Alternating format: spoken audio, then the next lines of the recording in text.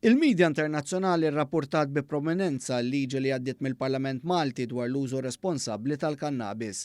Il-BBC bit-titlu Malta saret l-ewwel pajjiż fl-Unjoni Ewropea biex tilleġisla favur l-użu responsabbli tal-kannabis, irremarkat li wara Malta mistennija jsegwu bosta pajjiżi Ewropej oħra fosthom il-Ġermanja, Lussemburgu u l-Iżvizzera fost oħrajn. Dan anki wara li s-sena l-oħra il-ġnus Magħquda rikonoxxiet li l-kannabis tista' tintuża anki għat-terapija.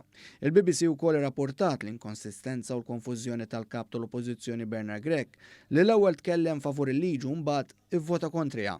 Il-medja Amerikana permezz tas-CNN kwotat lill Ministru Owen Bonnici li ressaq il-liġi.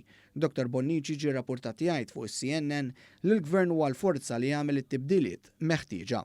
Is-CNN ukoll semmiet pajjiżi Ewropej li mistennija jimxu fuq l-eżempju ta' Malta. Politico fakret kif Malta kienet diġà leġislat favur l-użu tal-kannabis għal skop mediċinali u kif huwa l-Partit Laburista fil-Gvern li vvota b'mod maqut favur il-liġi fuq l-użu responsabbli tal-kannabis. Reuters, b'numru ta' ritratti barra l-Parlament ta' nies jifirħu li għaddiet il-liġi, irrapportat il-pożizzjoni tal-Gvern Malti li tajt li din il-liġi se tiġġieled b'aktar illa il-ġlida kontra traffikar ta' droga, anke billi dawk li jixtru l-kannabis għal skop personali jagħmlu dan minn suq legali. Il-Euronews fost medja oħra semmew ukoll il-Prim Ministru Robert Abela li gvern immexxi minnu daħħal din il-liġi li oħrajn se jsegwu u se jdaħħlu bħala.